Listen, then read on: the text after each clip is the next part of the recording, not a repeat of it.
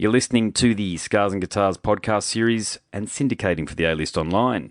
My name's Andrew Mackay-Smith, and what follows is a conversation between myself and Josh from the outfit Malcura. Malcura are an outstanding flamenco-based outfit from Melbourne.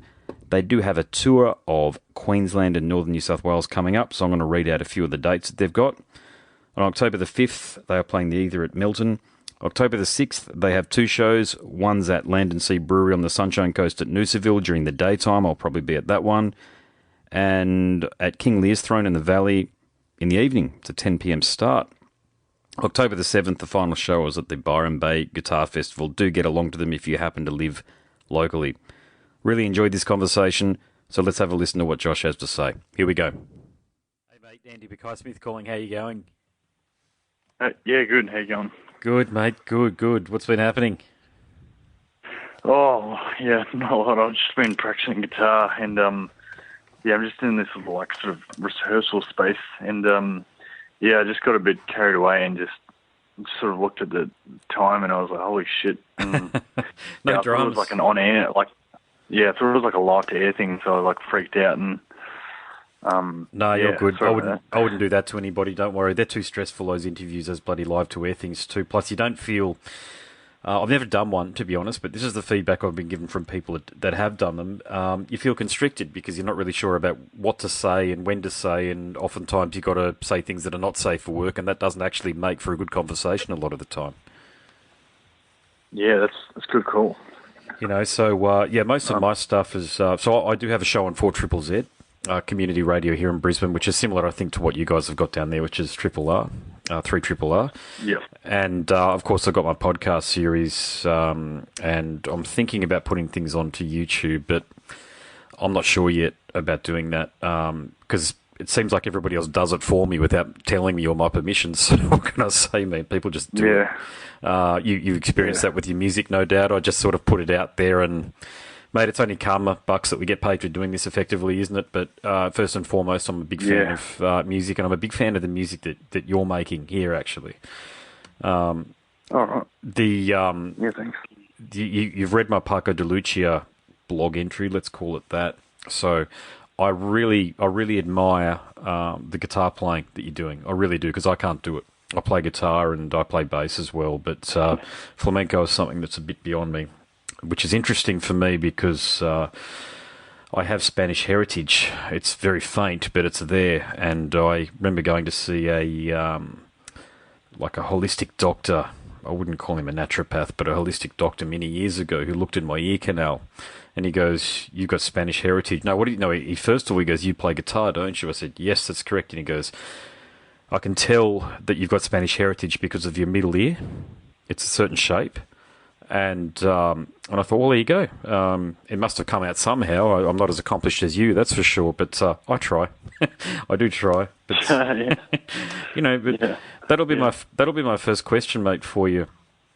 It's an obvious one. Yeah. What got you started? Because what you're doing, as I've already mentioned, it's not easy.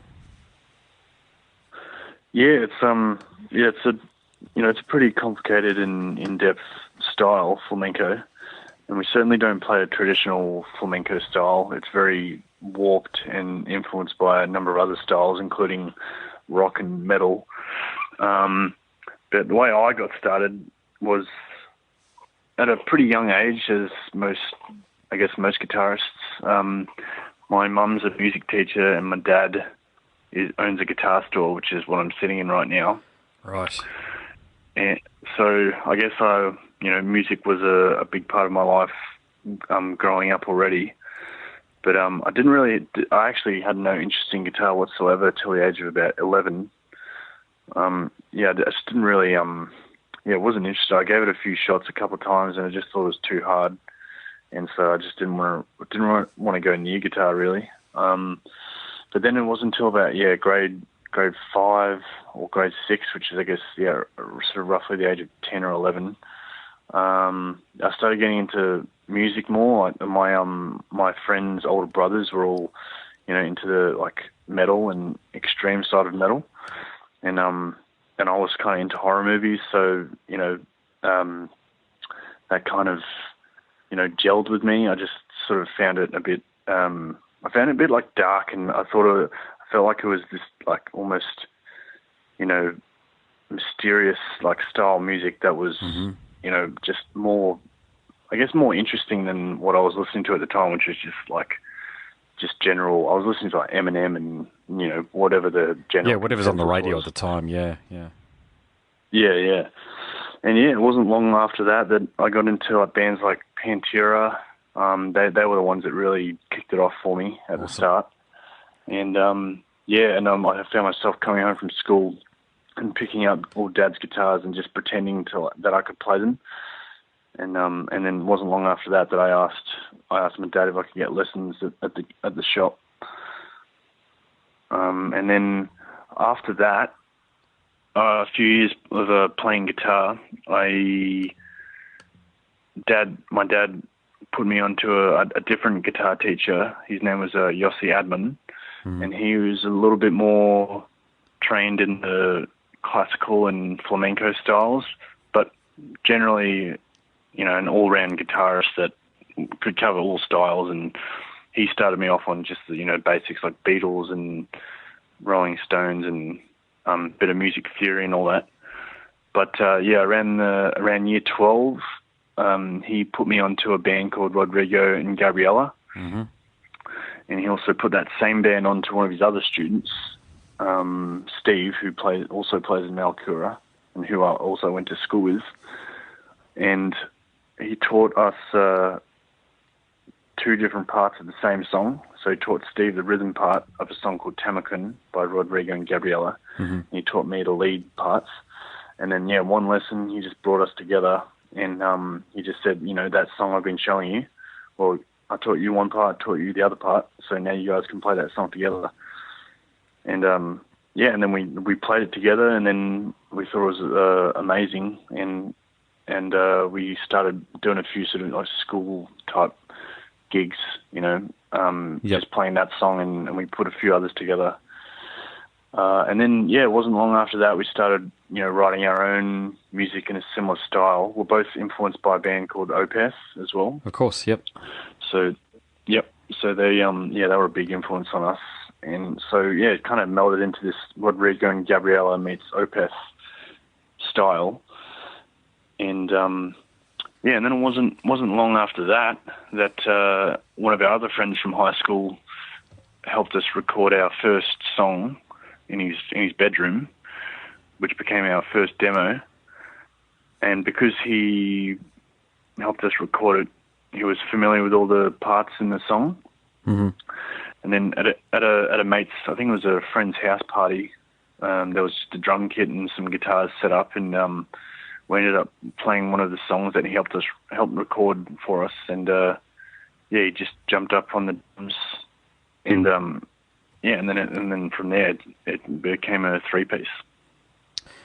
What I'm hearing, so thank you very much for sending me up the CD, because I've got kids, as I think I might have mentioned, and that's the medium in which we prefer to listen to music. We call it our morning music and also our evening music. So the guys at Intenzo in Perth sent me over some stuff, and now you sent me up your beautiful CD, and we have been listening to that quite a bit, I must say. They're enjoying it. So it's really cool for me to be able to connect with my kids through music that people send to me. I really enjoy doing that. So I couldn't name the songs by track, but what I'm hearing, yes, it's accomplished guitar playing. Yes, you've got a lot of talent, but I've been playing music myself for close to 25 years at this point, as in actively performing, actively trying to do things with it, performing in bands with other people, that sort of thing. I'm hearing thousands of hours worth of rehearsal there. So how have you maintained the discipline to refine your craft? Oh, it's a great question.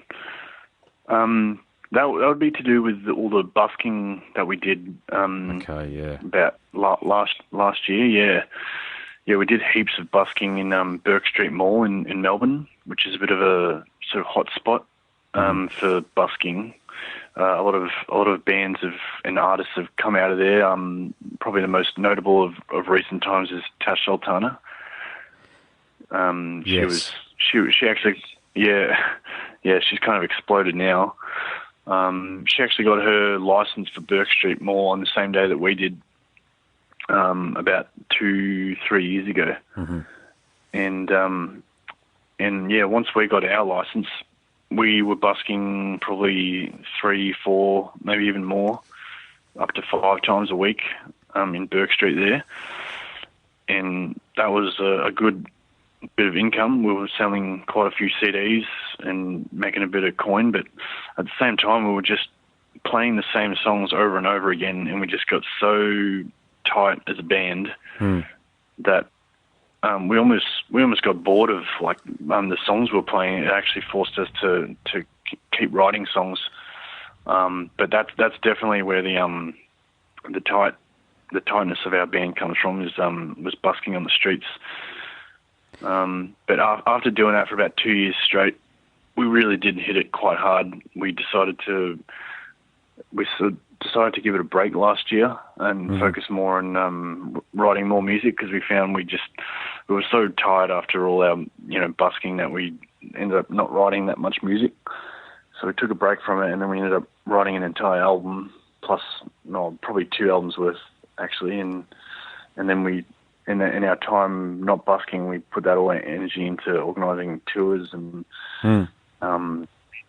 just writing more music. So that's kind of what we've been up to the last year, is just recording an album and touring quite a lot.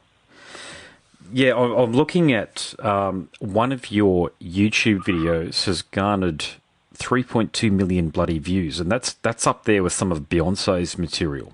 That's far beyond what a lot of these sort of, when I say gimmicks, you know what I mean. I'm not saying what you're doing is a gimmick at all. I'm definitely not saying that. But this is what people aspire to achieve, and you've done it. So has that led to you being able to procure something of an income from YouTube? Because that's a hell of a lot of views. Well, it's funny, that particular video was just taken by a passerby on their iPhone, without us having any idea that they were even recording it. And that video was actually up there for a few years, and we were aware of it, and it only had a couple of thousand views. And then it happened literally in about a week's 7 days. It just went from a few thousand to 20,000, and then it just jumped up to 100. Then it got to 1 million. Yeah, it went viral. Yeah. It just went viral without us even realizing. So that video is actually owned by someone else, and then that's bummer. That's going through it's going through their channel. Jesus, but yeah. We're getting a lot of we're getting a lot of we're getting a lot of traffic through our YouTube. And we've got that song that video went viral for was a song by it was a song on the video game Zelda. Yeah, that's what I'm reading in the comments section. I didn't know that because I'm not a gamer, but obviously people reading, making comments are aware of that. So that's a really good link, actually, because there's a couple of things going on here. You are someone who has a fine appreciation for heavy metal. You're an excellent flamenco guitarist. But you've also got this other angle, which is that a lot of shitload of people out there like gaming. So you're giving them an angle to get into flamenco through gaming, and I don't think anybody, not that I'm aware anyway, I certainly haven't done a lot of deep diving, but I can't imagine anybody else would be doing that. So have you thought of expanding on that? Oh, definitely, yeah. We've got that particular song, professionally recorded, which is going to be on our next album. We're going to do a proper music video for it. Probably going to do like a T-shirt that has Zelda Malcura, written in the Zelda font. But we definitely want to do some more of that. We actually got the Tetris theme as one of our covers recently, and it's going into the whole video game world through flamenco. It's definitely something we want to expand upon. We haven't really got too many other songs organised yet for that, but obviously there's a massive pot of songs to choose from. People have got all this time on their hands, and they go onto social media, including YouTube. I'm going to lump that in with all the other social media platforms, and people, they take things, meaning that they take a list of substances and they're drinking and all this sort of stuff when they're doing it. So they're really deep diving. Is my point. Sorry, I want to refine my point here.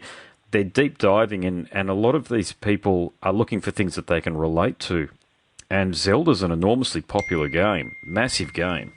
So it's such a smart thing to do, and it gives people an opportunity to get into flamenco. So in a way, you become guides or teachers, if you like, in that same breath, in that same moment. Yeah, absolutely.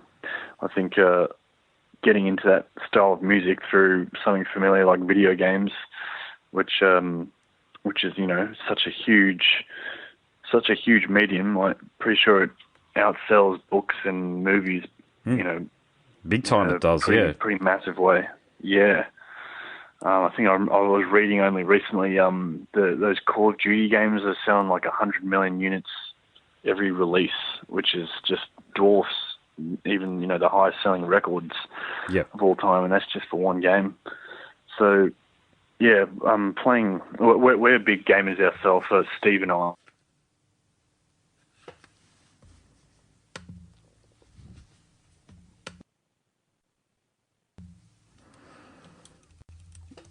People are going to latch onto, and those ones like Gerudo Valley, they're iconic but also familiar and catchy, and songs that are easily transferable onto like a flamenco style. That song Gerudo Valley in itself is like it's a Spanish standard really, the chords that you play, and then just melodies that flow underneath it. But it doesn't mean we have to try and pluck out all the Spanish standard video game themes that are out there. We can just melt it or mold it into our own style. Have you thought about doing things like TV show themes and also covers of popular songs like You're the Voice by Johnny Farnham or Locomotion by Kylie? Oh yeah. We get asked to do You're the Voice pretty often actually. You're the Voice and bit of KCN. Yep. But it's what people want, right? Isn't it? It's what people out there. If you guys are very accomplished players and you've got your head around what it is that you're trying to, what it is that you're doing, and people are really obviously curious about what you guys are doing at the same token. So, man, I'd just say go for it. It's almost like you've almost got an unlimited application. You've got the musicianship there. You're a very tired outfit. It's really the world's your oyster with this stuff, isn't it? Oh, absolutely. We've got probably about 40 to 50 songs all up, and probably about 15 of those are all covers that we've learnt along the way. We play a lot of weddings and private functions, in addition to all the touring and regular kind of pub and festival shows that we do. And for the festivals, for the weddings and the private functions, we've often got to learn specific songs, which gives us tons of ammo to those songs just ended up becoming part of our overall repertoire. So yeah, we've got quite a few covers. We've got everything from Chaka Khan's "Ain't No Body." Nice. We've got Michael Jackson's "Smooth Criminal." Rolling Stones' "Paint It Black," which we've actually recorded that already. The James Bond theme, we've got that. That's also been professionally recorded. That's just waiting for a final master and maybe to do a music video along with it. So we've got quite a lot of stuff up our sleeves, and the last year has really just seen us go from busking and transition over into, all right, well, we're type musicians. We've come up with a few good covers and some good originals. Let's record it all and record it properly and put it all into action. So we're hoping the next year sees us release a lot of that stuff. We've also learnt a lot as musicians and I guess entrepreneurs. All of us playing different bands, and we've just learnt a lot about the industry, and also we've all released our own albums via our other bands as well as through Malcura, and we've learnt a lot about how to release a record and what you should do to get your music heard, and we want to put that all into action in this next record. So we are taking our time with it. We're not rushing anything, which is what happened with the last release. we ended up rushing it, and it didn't really get the attention that we wanted it to have. This is the CD so that you sent to me, the same album that you're talking about? Yeah, Okay, that album really? there. Yeah, okay. Yeah. That surprises me because it's got it all going for it. It's sorry, I know you're about to say something, but I want to make this point. The other thing, just whilst I've been talking, I don't know how you do it, okay, but there's got to be a way on, because you see these bloody bands and musicians on there, and you wonder how the hell did they get on. But on Sunrise and on the commercial TV stations, they have these people going on and performing just segments. And you think, how the hell did they get on there? They're not even that good, half of these people. They're just pop shit, a lot of it. Yeah. But you guys are real. It's real music. It's stuff that has taken tens of thousands of hours of practice to actually get to a point to master.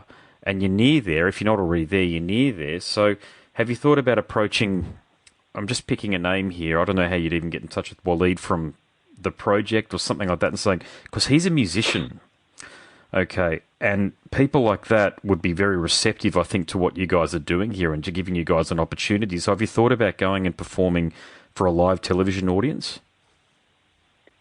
Oh, look, we have. I think we have. We just haven't really. We've been so busy playing shows and organising tours and recording. And, we've all got other jobs on the side to keep us going, and we've all got other bands. That sort of thing has definitely crossed our minds, and it's something that we're 100% keen to do. I guess we just have never really set our sights on it. I think if we said, let's really aim for this and make this happen, we could probably try and work the right angles to make it happen. But yeah, I guess it's something that we've overlooked, probably, that is definitely a great opportunity if we can get it. Yeah, well, look, with the greatest of respect to the other stuff that you're doing, I think I read your bio, and you mentioned in the bio you were in a Nihilist. No doubt, yeah, all good stuff. Okay, but I'd really implore you to double down on what you're doing here with Malcura. I really would, because this is shit people need to hear. I, in particular, think you'd be very successful in North America, the North American market. If you guys were to just make a decision and just bugger it, we're going to go over there for as long as a working visa as we can possibly obtain. It might be 90 days or whatever it might be.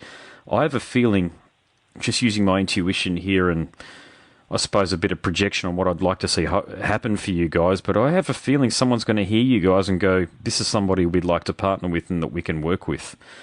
You know that? I'd do that if I were you guys. You've done the hard yards, man. I'm looking at these videos as we're talking. I'm scrolling through this, and there's a lot of videos here of you guys busking. People are going to see that, so you're not afraid of performing. And a lot of artists are very afraid of performing and actually putting on a show. And this one here, I hope I pronounced this correctly, Gerudo Valley, this Legend of Zelda cover. You guys are just sitting there, but it's a performance. There's a lot going on. It's very animated. And there's this excellent video here, Palais. Is it Palais or Palais? Palais. Palais, sorry. Yeah, you got that one there. Yeah, you've got the performance side of it down, Pat. Even though you're sitting down, it's actually very engaging content. You're actually... I'm not even speaking as a musician here. I'm speaking as someone who likes to watch things where musicians are performing. There's actually a lot going on, and you're looking at the fingers, and with the busking, people are walking past. But even there, they've got busy lives and shit going on in their days, and kids need to get to school or whatever it might be. But they're stopping and they're looking at you guys as you're performing. So you're getting people's attention. Have you looked at the videos and really sort of looked at the detail in the video and seen how people are looking at you guys as they're walking past? Yeah, I guess we have. We're just like. I guess it just became normal after a while. That much busking, we just didn't think about it that much anymore. But it's a good observation. Yeah, I've got an eye for detail, and I do notice things like that. I've done so many performances, mate. I know whenever we've got a crowd, when the band that I'm in is being entertaining, or whether we're just pissing people off, put it that way, by being up on there and just taking away from them. Looking at stupid videos on YouTube or whatever it might be whilst they're at the pub. I'm very in tune with those sort of things, because I do believe a performance needs to be that, no matter what you're doing and no matter where you are. But you guys, because it's one of those situations with you guys where you really just turn up and just be yourselves, and that's entertaining enough. You don't need to do any of the hooping and hollering and the crowd engagement that I think a lot of other musicians and bands need to do, because it's all in what you are doing courtesy of the music and the technique you need to deploy through the music. Mm.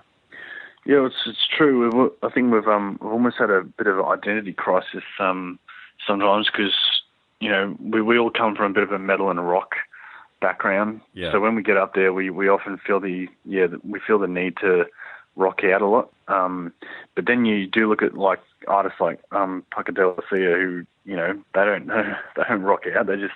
Their playing is so good. You don't go there to watch them frolic about on stage. You watch them there to play the music that they wrote.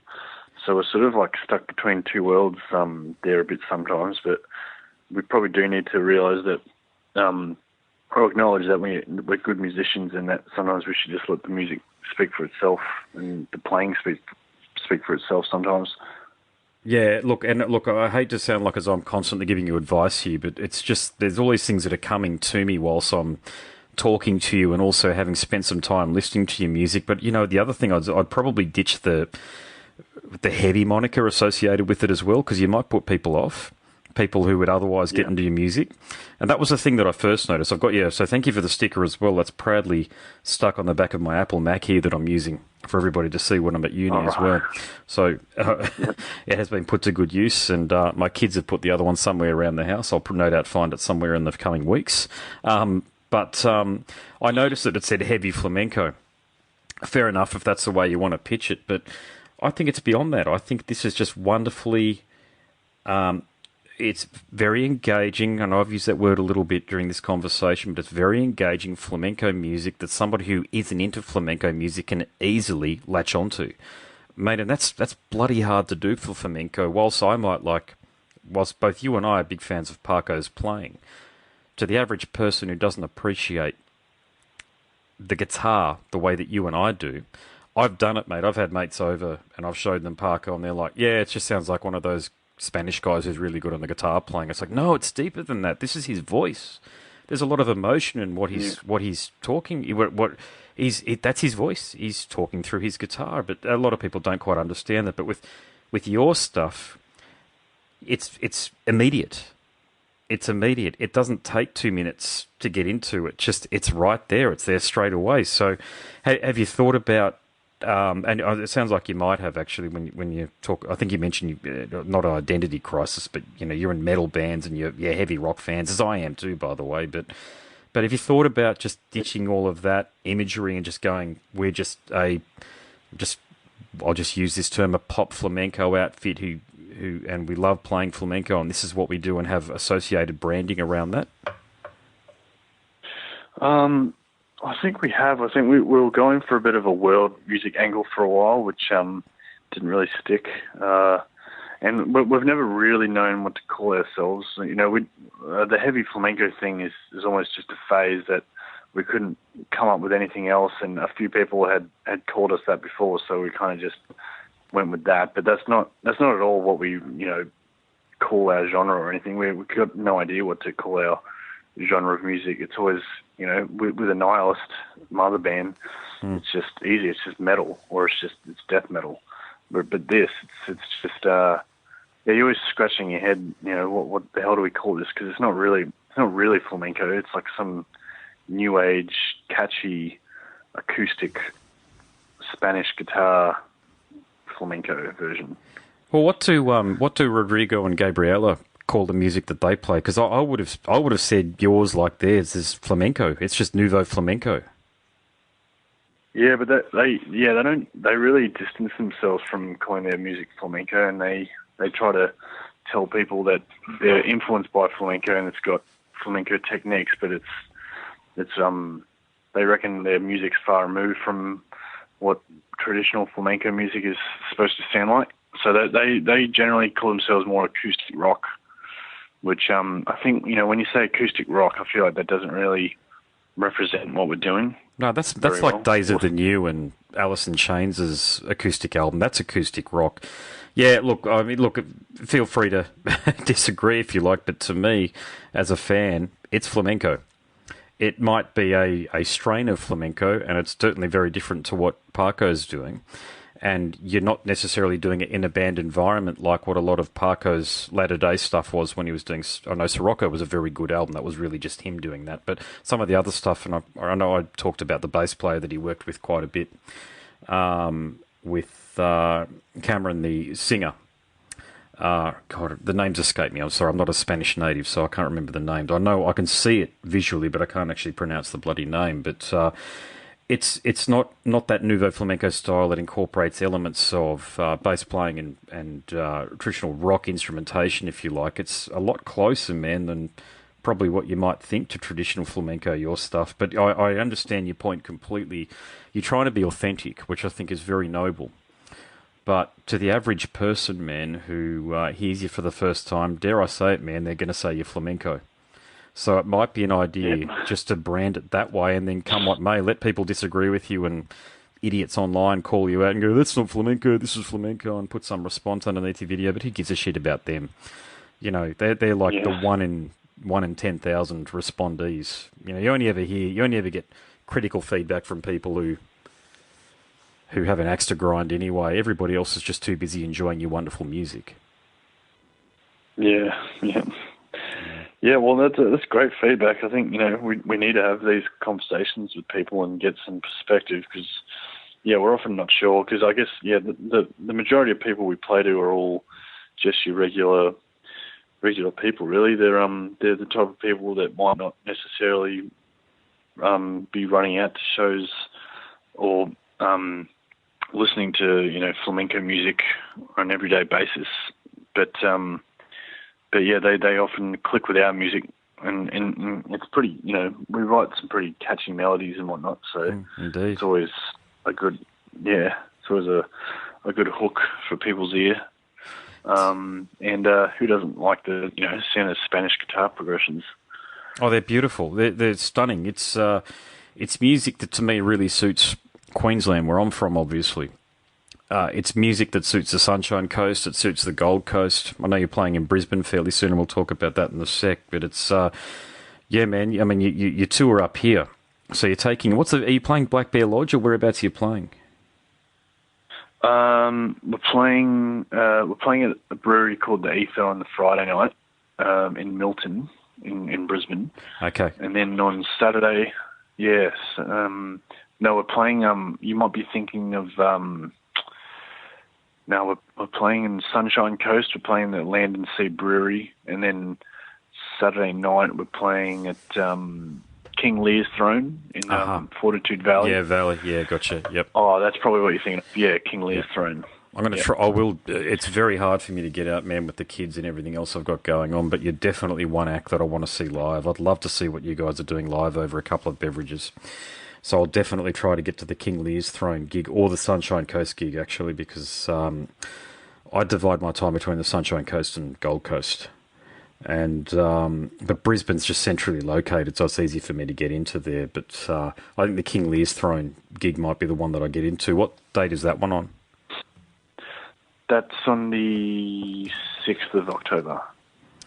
That's a late start, that one too, actually. That's a 10 p.m. start. That's fantastic. That's even better, that one there. The kids go to sleep by then, so... yeah. 6th, is it? What's the Sunshine Coast date that you've got? That's the same day as King Lear's, so that's October 6th as well. But that one's earlier in the day. That's a 3 p.m. start. You'll actually probably see me there because I'm up at the Sunshine Coast on the 6th. So, perfect. Yeah, I might actually get to go to that one there. So I'll check out some details and online. And before I post this, I'll make sure that everybody is aware of the dates that you've got. But who are you playing with as well? What's the bill look like? Well, we're actually the first 3 shows we're playing. That's just all us. They're sort of 3 45-minute set type gigs. So we haven't got any other bands playing with us. So yeah, the Ether on the Friday, that's I think 2 or 3 sets. and then same with Lambton Sea Brewery on the Saturday. And then King Lear's will just be playing at least 2 sets on our own. And then, on the Sunday, on the 7th of October, we're playing the Byron Bay Guitar Festival, which has got that's got British India and Ash Grunwald and Jeff Martin from the Tea Party. Good old Jeff. Yes, say good day to him. I had a conversation with him only recently. Actually, not a bad guy. Right. Yeah. Our drummer's a massive fan. Yeah, he lives locally, actually. He lives in northern New South Wales these days. He's Canadian, but of course, as you're no doubt aware, but he lives locally. Yeah, right. Okay. Yeah, for some reason I thought he lived in Perth. He did. Yeah, he used to. Yeah, I only know that because I've worked with a drummer who's spent some time, I think, either working with him or playing a show on the same bill that he was on. So he was definitely over at Perth. I think I can't remember what he mentioned to me, but I think the podcast episode's out there for anybody to listen to. But I think he mentioned that his son was born here or his daughter was born here, and that's basically what kept him here. So better for us that we have a world-class musician like that available to perform on many gigs. I know. Yeah, it's pretty amazing.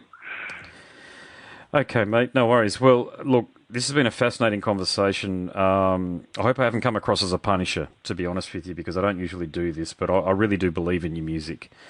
I really do, and I really appreciate you reaching out.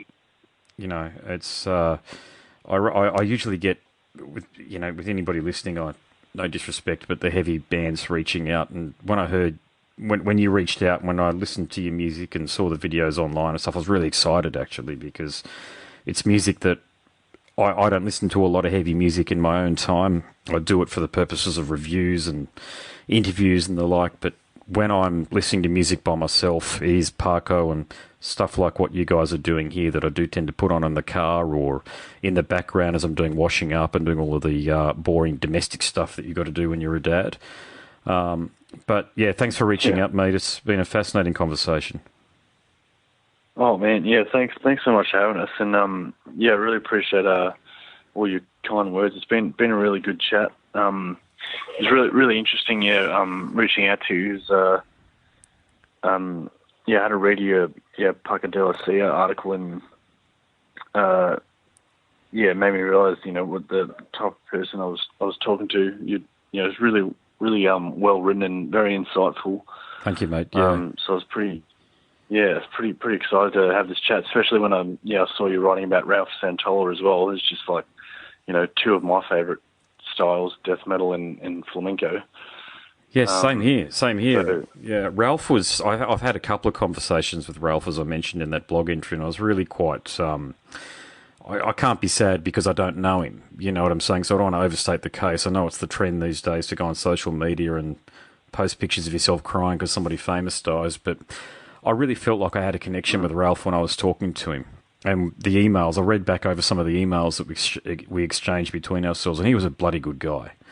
He was a damn good guy, actually, and I was really disappointed that the God force that rules over everything decided to take him from us, because he had plenty of excellent music in him still, and dare I say it, I love Deicide too, man, but he was better than playing in Deicide, I think, with all due respect, man. He was somebody who probably could have and should have had world-class musicians around him, and I think The Stench of Redemption is one of the greatest heavy metal albums ever recorded, but that's all because of him, not because it's Deicide. That's just because of him. Yeah. Yeah, I do agree. That was my favourite Deicide album. I've never looked deeper into Ralph Santola's background, and honestly, Stench of Redemption's Deicide Stench of Redemption is really my. I don't listen to them that much. I've got a couple of their earlier albums which I don't listen to as much. But yeah, that article that you wrote about Ralph was really interesting and eye-opening. I guess there are probably a lot of excellent musicians out there that probably aren't. I guess what I'm looking for here. Reaching their full potential. Yeah, I think it's fair to say that his recorded legacy. See, my view is that The Stench of Redemption is going to be one of those albums that in, say, 30 years' time, we're going to be listening to 12-year-old guitarists playing along to that album and mimicking his solos. You know how you see kids playing along to Slash's guitar solos from Use Your Illusion 1 or Appetite for Destruction these days? I reckon the genius of his performance on that album will be recognised in the years to come. And that's not because he's passed away. That's because the performance on that, I'd never heard anything quite like it. And I'd been listening to, I was almost 30 when that album came out. So I'd been listening to heavy metal for a long time. And I had probably glossed over it initially. It was when I saw them perform at the arena here, the Long Gone Arena venue here in Brisbane, and stood in front of Ralph. And I knew he was in Death, and I knew he had been in Iced Earth. And I thought, okay, well, listen to what he's got to do here. My jaw was on the floor most of the night, particularly because Jack Owen from Cannibal Corpse was on the other side of the stage too, locking everything down rhythmically. And Jack's a tremendous rhythm player. So you got one of the best rhythm players in death metal with, in my view, the greatest lead guitarist death metal has ever seen on the one stage. And it was crazy. It was one of those things. I sort of get goosebumps looking back on it now because it'll never happen again, obviously. And I've seen a lot of shows before that. I've seen a lot of shows since then, and I can't think of a death metal band's performance that'll ever surpass that one.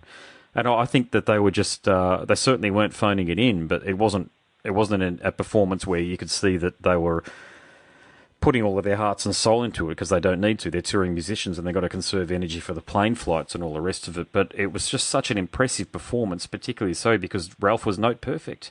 And I was listening for that, and it listening to his solo in Homage to Satan, that solo is all time. I've listened to Kevin Kirian, the guitarist that's currently in Deicide that actually replaced Ralph but has now shifted across to rhythm because Mark English from Monstrosities joined Deicide, and there's a video out there of Kevin Kirian trying to play Ralph's material. It's actually a full-blown professional posting.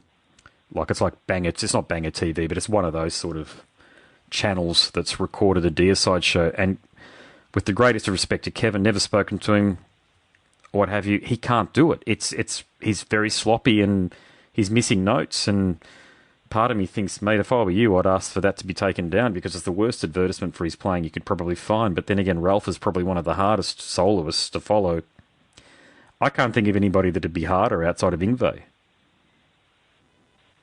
Yeah, right. That's really interesting. Was Ralph on the album before Stench of Redemption as well, or did he come in on that album? No, he came in on that album. Scars of the Crucifix was the one prior to that. I think that was released in 2004. That still had the Hoffman brothers on it.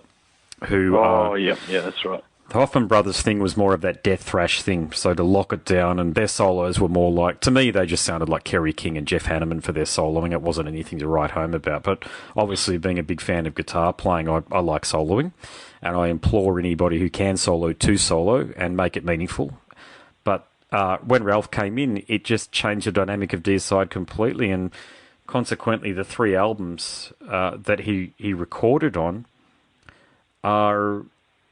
they are so different to the rest of the Deicide catalogue that they overshadow the rest of it. And I'm an old fan. I'm like 1992 sort of stuff. So the Hoffman brothers to me were that's the stuff I listened to when I was at school. So the Hoffman brothers were masters as far as I'm concerned. Whenever anybody started going on about Slayer, I'd go, have you fucking heard the Hoffman brothers? They're much better. Yeah. But when Ralph came in, he just totally changed that dynamic, and now I actually find, to be completely frank, mate, that I can't really listen to the Hoffman brothers stuff. I much prefer the Santola material, the Jack Owen Santola material. I just listen to that. I wouldn't say that often these days because I've basically worn out the Stench of Redemption. There's only so many times you can listen to an album before you're done. You know, I've done that with a few albums in my life, like Angel Dust from Faith No More, Pinkerton from Weezer, a couple of Primus albums. You know, I've done that a few times, but with that Stench of Redemption album, mate, it was just one of those albums that I kept on. I constantly found new things on it every time I was listening to it, and it was all down to Ralph. So that's why I was so inspired to reach out to him and have a chat to him, and the fact that he was a good bloke and he had. I'm grand scheme of things, I'm a nobody. He was prepared to talk to me. He was prepared to talk to me twice, and we had really good conversations on both occasions. And I know I mentioned it in the blog, but just for people listening, what happened was the first conversation, he said that he wanted to have a listen to it, and there was nothing on there that was controversial. He spoke pretty frankly about what his thoughts and opinions were about people that he'd worked with through the years. John Schaefer and Iced Earth, Chuck Schuldiner and Death, and of course Glenn Benton and the guys in Deerside. There was a bit of friction there, it's fair to say, but that's a part of public record. And he didn't want the first one released. He never told me why, though.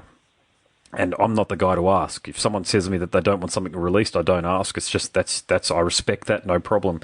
But what he did say was, let's have another conversation. So great. I got to spend, as it was, about 2.5 hours talking to Ralph about his career and listening to his very funny stories about shit that he got up to whilst he was on tour, and hanging around with Steve DiGiorgio from Saddis and from Death and the stuff that those two dudes used to get up to. And I was actually, I don't know whether this made it onto the podcast or which part of the conversation, mate, but I was very close to my very first foray into promoting would have been to bring Ralph over for some guitar clinics, because he was keen to do that. Yeah, it would have been wicked. Yeah, I thought guys like you and I would get right into that. I had no idea, how to do it. I've got more of an idea now on how to do it, but I now I know guys like Dicey from Soundworks and the like as well, so I've got some pretty good connections in there that if ever I want to ask a question, I'm sure they would answer me if I asked a question, because they know that I'm not an idiot and that I'm quite serious about these things. But, I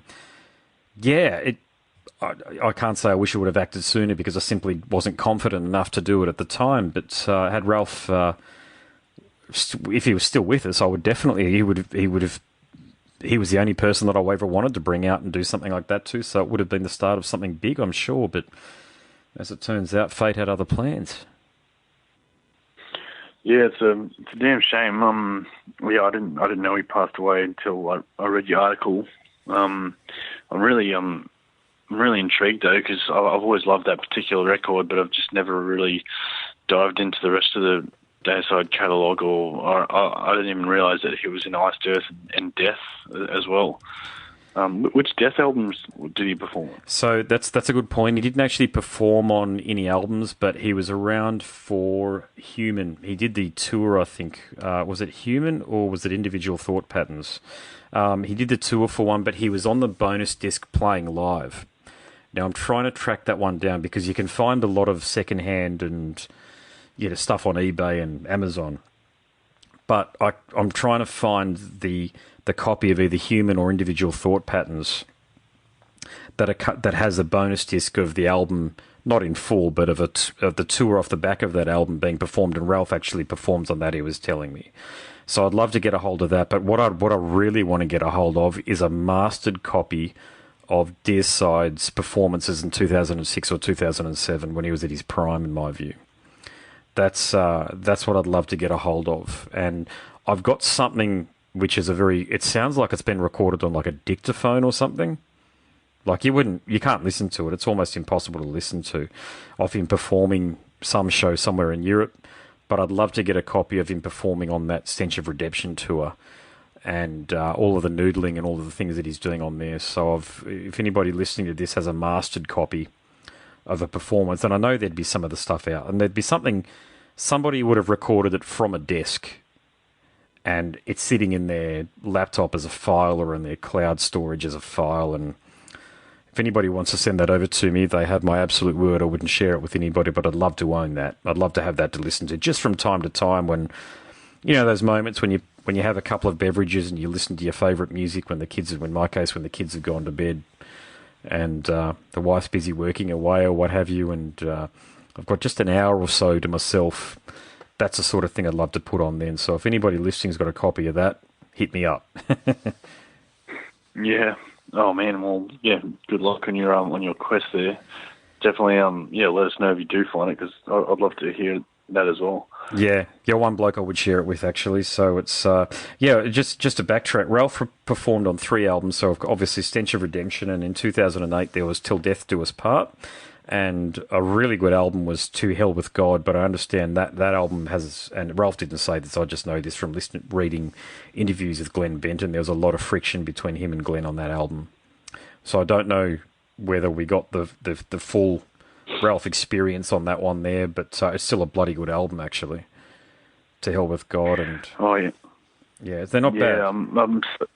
Yeah, so many albums by so many bands. It's so hard to listen to everything. I dare say I've just always loved that album. I've always wanted to listen to more, but I just haven't got around to it. So, yeah, this might be the kick up the arse I need to go get those two albums after Stench to listen to some more of Ralph's playing. He's got you can find his solo material. I think it's Shaolin Monks in the Temple of Metal. Yes, that's its name.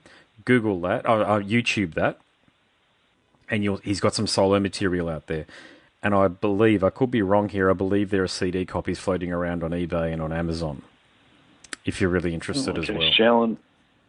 Shaolin Monks in the Temple of Metal. That's right, yep. Yeah.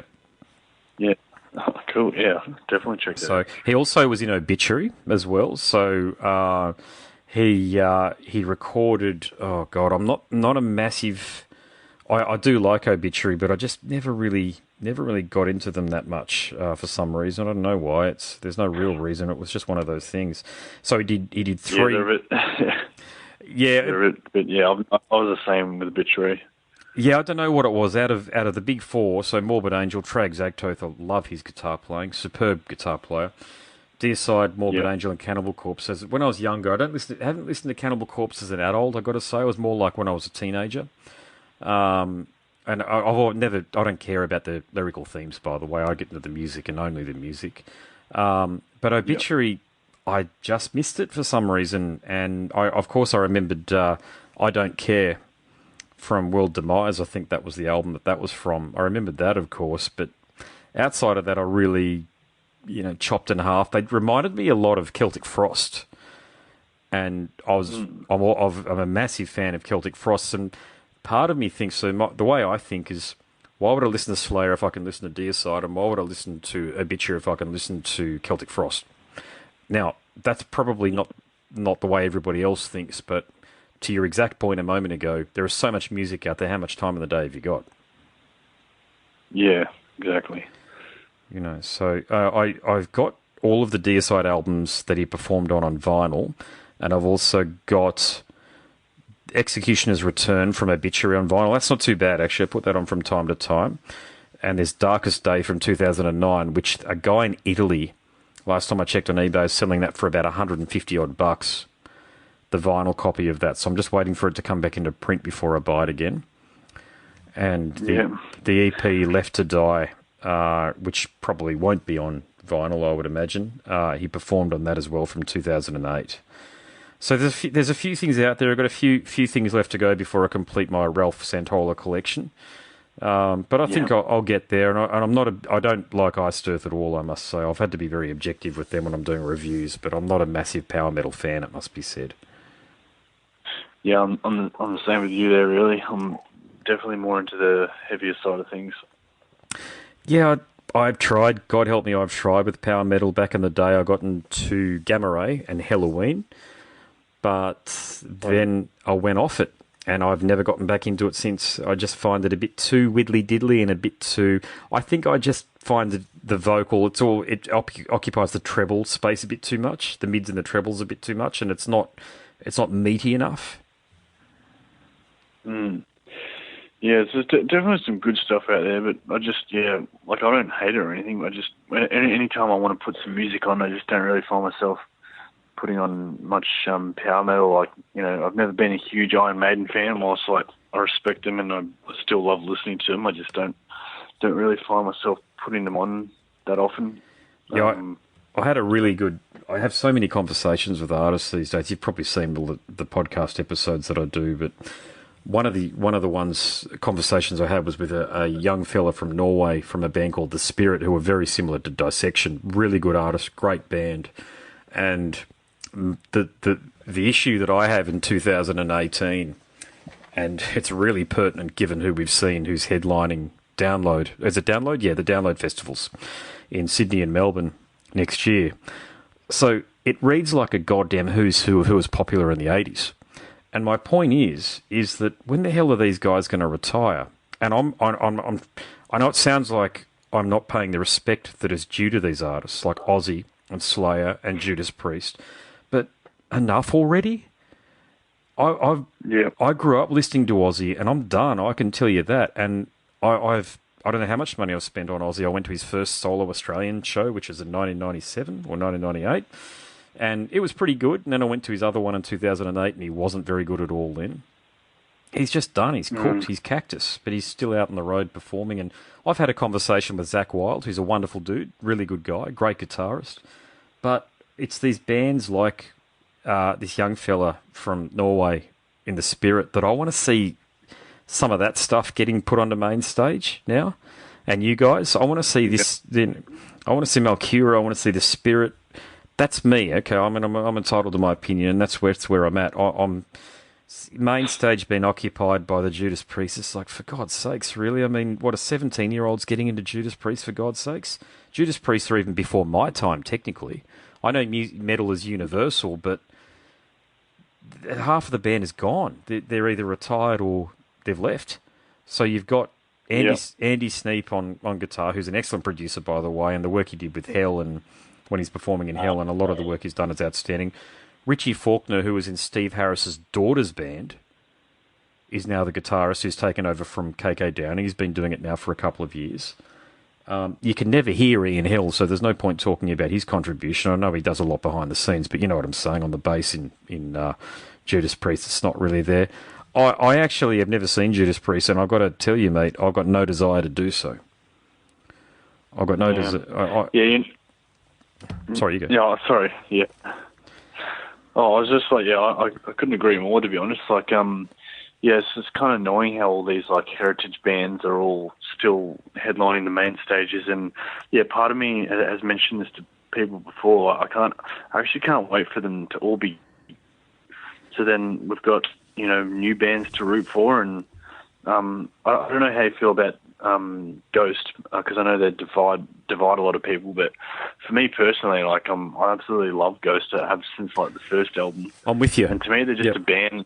Yeah, they're a band to root for now. Like I don't want to go rooting for Judas Priest. So I'm not even particularly into that style or anything. Like I want a band to grow up with, to that was big in my day, not the band that was big in like decades ago. That it's just I don't get it. It's like when fucking Limp Bizkit were on bloody the this year's download, like the last download. It's like, and Korn were headlining. It's like, for fuck's sake, is this a reflection on the Australian crowds? That someone actually explained to me, who does know quite a bit about this, someone from Unified or whatever, one of those promoting agency type things, explained to me, yes, they have to put these bands on because when they, for lack of a better description, when they do their market research or when they get their poll numbers from the internet or so, these are the bands that young kids and punters turn up to watch.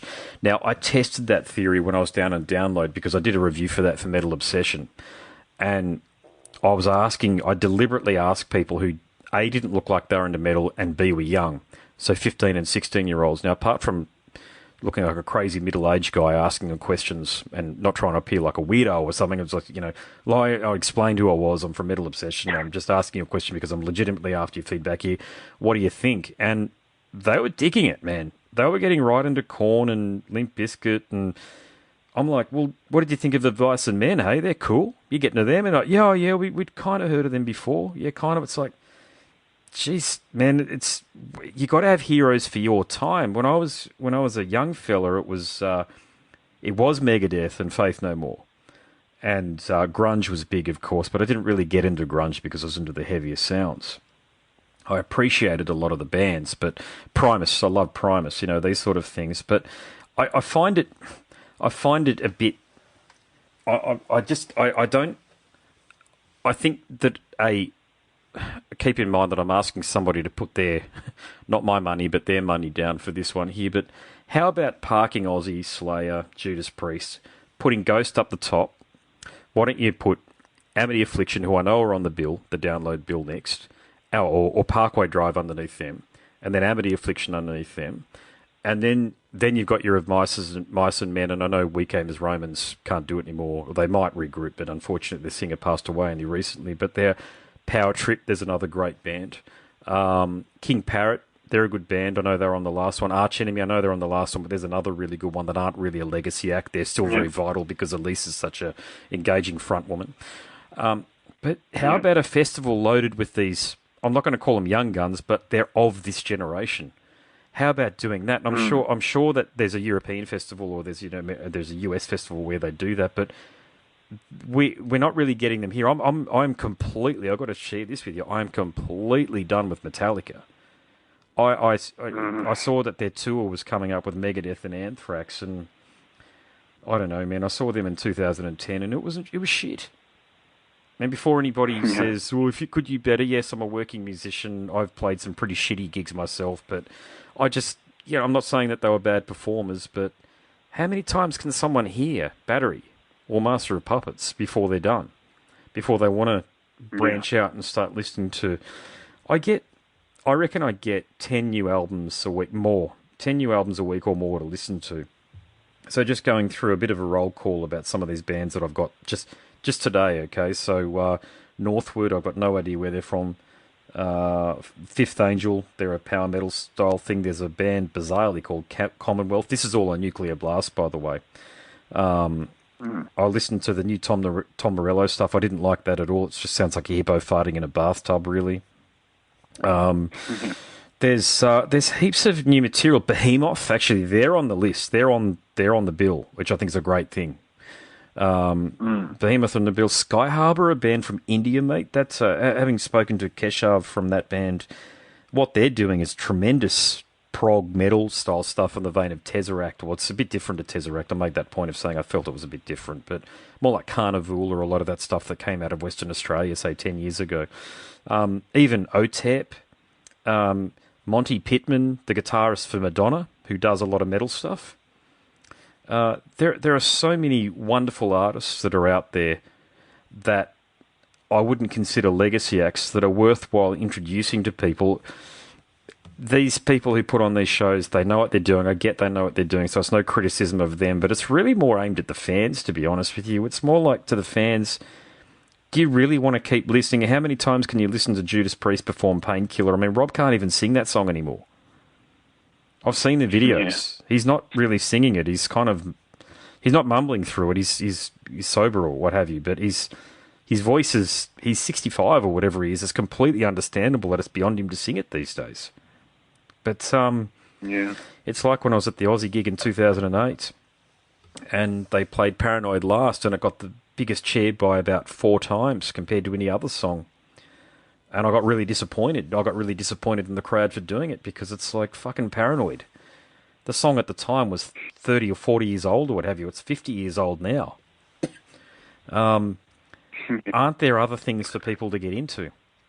Of course there are. It's my question. Of course there are, and it's about time that the Malcuras and the Spirits and any of the other bands that I've just mentioned, the Behemoth I know are getting there, that are given an opportunity in front of a broader audience. I just wonder what it's going to take for fans to get off their legacy trip and start hooking into some of this newer stuff. Yeah, I guess it's partially the older generations as well that are maybe still supporting these older bands, and then I guess the young ones aren't really, maybe they're just not looking for bands like the older generations. I guess times have changed as well. Like back then, there were only so many bands I guess you could actually choose from. Like back in the 90s and the 80s, you didn't have like Spotify and streaming services and a million and one record labels at the tip of your fingers through the internet that you could check out 1,000 different bands in 1,000 different genres. You just had probably a few different magazines to choose from to flick through. So everyone ended up getting into the same bands, and then those bands got bigger and then more well known. Whereas now it's just totally flooded. So it's like everyone's just, I don't know. It's just so many bands, and I guess people aren't rooting for newer bands like they used to. Like, I know Parkway Drive is doing extremely well, which is awesome. Apparently, one of my mates told me that they outsold AC/DC and the Wiggles like this year or last year in terms of sales. Is that right? Live performance revenue. Wow. Yeah, Okay. Jesus. but, Yeah. Yeah, I know. So they're doing really well. They're headlining all those big European festivals, like Parkway Drive are literally smashing it. So there are bands like that. But yeah, when you see Download, and Ghost to me, yeah, that they're like in this day and age, they are the big band. Like they're our generation's, like, to me, they're like our generation's Iron Maiden, or like, I don't know, they're just the big metal band of the 2010s to me. And Yeah, no, I agree. I love their music. I agree totally. They're the foremost representative of mainstream heavy metal in 2018. In terms of, if you think about heavy metal in 2018 or of this era, you really have to think of Ghost, because I can't really think of anybody else. Yeah, sure, Parkway, but Parkway are a bit different. They've got a few other things going on in there, and a lot of non-metal fans do listen to Parkway. A lot of extreme sports people, for example, they seem to have that vibe, don't they, Parkway? And they're just from down the road again. They're just from down the road here in Byron Bay. They're from Ewingsdale, and I know a fella who used to do a lot of agency work for them and promoting for them, David Dean at Nambour there, and he rates them very highly as human beings. He says they're really down-to-earth guys, really got their shit together, and they're just good guys to hang around with. And I suppose that would account for a lot of their success as well. They've taken their opportunities and they haven't blown them. And maybe it does come down to that too. Maybe it just comes down to they've been doing their thing for a long time. They've played in front of 5 people in 2004, as we've all done. But they've just somehow, it'd be fascinating. I'd love to have a chat to them, and I have asked to have a chat to them, but it's hard to get through to managers and agents. You know how it is. Yeah. But I'd love to understand what their journey to success look like, because they're the one band, not just in Australia, but globally, alongside of Ghost, that are doing it. So they are going against the grain, and they are the one new band, in inverted commas, that is up there alongside of, if not ahead of, Slayer and Judas Priest, and they are commanding centre stage at, say, 9 or 10 p.m. at these European festivals, ahead of these legacy acts, and I'd love to know how they've done it. It'd be a fascinating story. Yeah, it is interesting. I know there is a few Parkway documentaries out there where you can sort of you can watch their story and go from playing shows up and down the east coast of Australia to not many people at high schools or whatever, and then I know that they did it pretty hard on their first tour in America. They were like sleeping on some pretty rough floors, and I guess that helped break them into that market a bit. I know Clowns. I know a few of the guys in that band. Okay. And, yep. Their old bass player, who's not with them anymore, but I know he was a founding member and helped build them to where they are now. But I know that their first ever overseas tour was to Southeast Asia, and that was a pretty extremely rough tour there. They went to China as well, and doing it pretty on the nose kind of thing. And then they went to America as well, and they did it extremely rough there. They pretty much booked the whole thing themselves. But doing those two things just opened all these doors up for them. And now they're playing at Varken. They just played there earlier this year, and they played at Download, Australia's Download as well. So I guess it's just, that's a band that's just worked extremely hard to get to where they are, and I guess that's part of the shtick and how you get places. You gotta work hard. Yeah, just got to work hard. I mean, there's definitely not what you know, it's who you know as well. So if you can somehow tap into Sharon Osbourne or someone as influential as her, and is it Ronnie James Dio's ex-wife, Wendy Dio? I think she has a lot to do with bands that are able to be successful and otherwise. I just wonder how it's done. I really do, because nobody's ever been able to. I know it's not a formula, but a lot of bands sort of get to there or thereabouts, and then they don't sort of kick on, or they either disappear. And there's a lot of worthwhile music out there that I think if the average, when I say the average, I know there's no such thing as that, but I think if a 16-year-old who has Metallica and Slayer, which I just remember thinking when I was that age and I had Metallica and Slayer in my CD collection, I remember thinking to myself, and I remember having this thought, this music won't be around in 20 years' time. Yet this is the shit that's still headlining festivals far more so now than it ever was when I was a kid. It's actually more prominent, if not more popular now than it was when I was growing up. You know that? So I remember Seasons in the Abyss. I remember when that shit came out.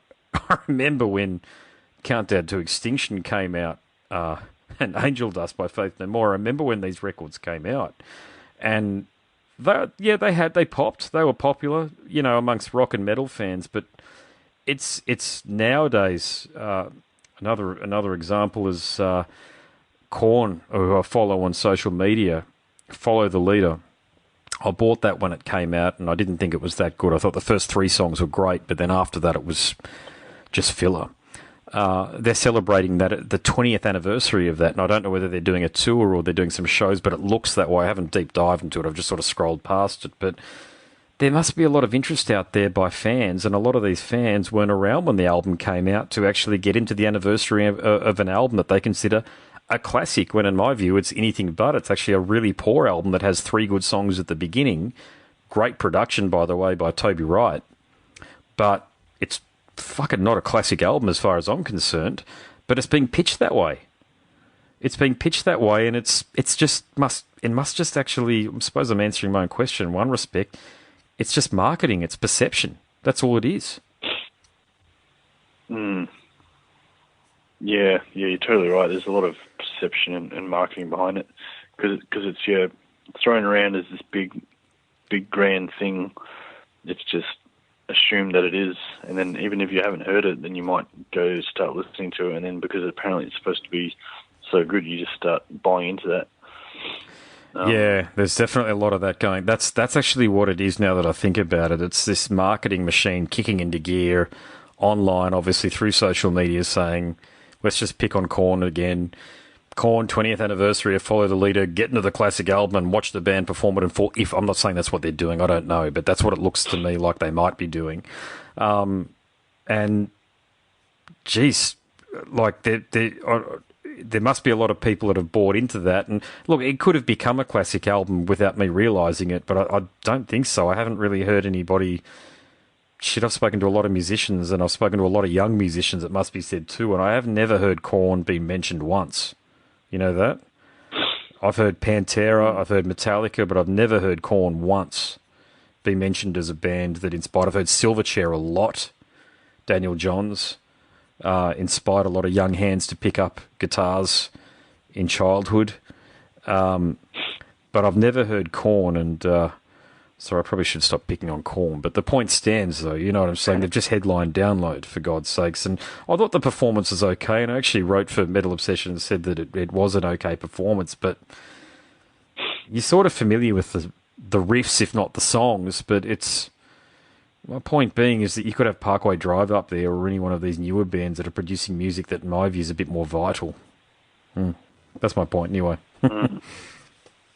Yeah. Yeah, no, fair enough. Yeah, no, I agree, and yeah, one small point I was going to bring up earlier was how do these bands get where they are? It's definitely a lot to do with who you know and how hard you work. But I think a lot of the time as well, for a band, it's just the personnel, like the people that are in the band.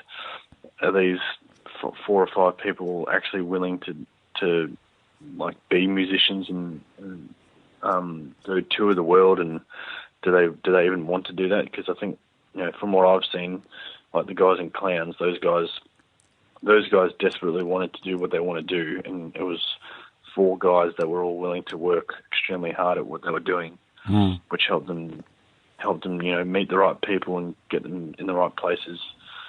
But and then you look at some bands that just fell apart, and then you just wonder whether they just didn't. Some people just didn't want to do it, or they just didn't get along, or yeah. Well, I think the getting along bit's the bloody hardest. I know that from being in bands myself. I've got to say but it's like that if you're working close confines with people. It's not just about bands. If you're working in close quarters with people and it's a passion project, it's inevitable that people are going to want their point of view to be heard at times, and it's going to clash with other people. It just depends on the personality types, whether or not they can get through it. So I've I've had all sorts of people in bands that I've been in and had to work with all sorts of people, and I know myself that there's a few character types that I simply can't work with anymore. You know, the sulky, moody type. I know that I can't be in a band with. I cannot do it. So I don't care how good a musician somebody is. If they're a sulky, moody type who basically imposes the problems that they've got onto other people in the band, and it has nothing to do with the band, it's no point in saying I won't tolerate it. It's just that I can't be around it. So I generally will stop being a part of that project, or I've only had one band myself and it was full of those people. And so I broke the band up because of that, frankly. I wasn't going to work with people and do a lot of hard work for people that I didn't feel were going to be pulling their own weight, and God knows what dilemma they'd gotten themselves into when they turned up for a gig at the Coolangatta Hotel down here or something like that. But if they weren't ready to switch on and perform, I didn't want to know them. It was as simple as that, because I think what we do is a privilege. It's not a right. And I've always felt that way. You got to rehearse well, you got to prepare well, your gear's got to be up to scratch. You got to be ready to look people in the eye when you're up on stage, and you got to fucking be ready to entertain them. And as soon as I work with people that aren't ready to do that, and they're thinking of, they're on their phone in between songs. Have you seen that with people? I'm just pretty bad. I'm like, dude, or whoever, just we're not doing this. But you're in the middle of the performance, so your show's got to go on, right? You just hope you can get through it without getting bad feedback, because that's the I play in covers bands, so you'd think that it'd be easier if people had a guarantee of getting payment, that they'd turn on and switch up, but that is not the case. It doesn't happen. And it actually gets harder as people get older, because there are a lot more complicating factors like rent payment or mortgage payments or more serious jobs, so career, wives, partners, and the big one, children. Children pull you right out of that, because they might have gotten into a fight at school, or they might have got a bad report card, or some kids might be getting into some extracurricular activities that they shouldn't be getting into. And all of that stuff can serve to really pull you out of what you're doing. And at some level, you can completely understand it, but it doesn't help you when you're trying to put on a performance. So you can be empathetic and you can sympathise. And in the past, I've been the guy to go and get somebody a beer if they're drunk, of course, and said, look, have a beer. Let's go and talk about it. What's going on? All right, no worries. Well, we've spoken about it now. You're ready to go? Yes or no? Generally speaking, yes. But some people, it doesn't matter what you do. You can't help them. And you hear that with serious bands all the time, big bands all the time. Like, I understand, I could be wrong about this, so I don't want to misquote, but the guys in Motley Crue don't even, when they were touring their last tour, they were on separate tour buses. Did you hear about that? Yeah, I think I did hear something about that. Well, I reckon that it's only because they've got the money and the means to be able to do that they could do that. But I reckon that situation would be replicated across many bands that are out there right now, where members who can't stand each other. And they basically keep up the facade because they're getting paid enough money to make it worthwhile to try and put up with somebody whilst they're on the road. And I was listening to Gary Holt, who's the excellent guitarist in Exodus. He's now filling in for the long gone, or not long gone, but departed Jeff Hanneman in Slayer. Yeah. And he was saying that his best friends are still in Exodus. I was only listening, I think that podcast was recorded this year or last year, and he was saying that his best friends are still in Exodus. That's fucking rare. That doesn't happen that often. Yeah, that's pretty interesting. There's not too many bands you can look at that have the same lineup, for decades. I know there's a few you can count on one hand. Like Lamb of God have been the same guys for like about 20 years now, I think. And U2, same four guys since day one, I think. I think you're right, but God, aren't U2? U2 are a very good example of what we're saying. My God, and I remember Achtung Baby, and I kind of want to go and see U2, but a lot of people seem to be flocking to their shows, don't they? Yeah. I really don't get the U2 thing post year 2000. I kind of don't get the U2. I definitely don't get the U2 thing post Achtung Baby, which I thought that was a tremendous album, by the way. But after that, I just can't do it. Yeah, I've never really looked at them too closely. They've never really sparked my interest too much. It's just interesting, the personnel of a band it's hard to maintain the same people to for them to gel together for extended periods of time. Mate, I better let you go. We've been talking for almost an hour and a half. It's been a tremendous chat. So my final point, I'm happy with everything we've spoken about, mate. Believe me, I don't engage with people on social media if they want to be silly, but if you're comfortable with everything we've spoken about, I'll just release the whole thing. Yeah, I don't mind. Yeah, that's fine. I get... The interesting thing for me, mate, is that most of my listenership is actually in North America. I know that because a platform that I've got tells me where people are listening from. So hopefully it leads to a bit of engagement from fans up there. I get about 100 or so downloads of a podcast episode from there, and I don't know where it goes to after that. It gets spread on the internet as these things do. You no doubt find that your music pops up in the most unusual places. Well, I see episodes of my podcast pop up in the most unusual places as well. But I mean, my hope, mate, is that people listen to it. They get curious and they want to come and either watch a show if they're in Australia or on the East Coast, or if they're overseas, mate, they reach out to you and they buy a CD or buy a T-shirt or something cool like that. Yeah, well, no, I hope so. Yeah, it's been a pleasure talking to you, and it'd be fantastic if we can even just get a few people interested in our music. So I really appreciate you taking the time out to speak to me, and it's been a really good chat. It's been a pleasure, mate, and hopefully, mate, I'll get to that Sunshine Coast gig at Noosaville. You've been listening to the Scars and Guitars podcast series and syndicating for the A-List Online. My name's Andrew Mackay-Smith, and that conversation, of course, featured myself and Josh from the outstanding Melbourne flamenco outfit, Malcura. Thank you so much for listening.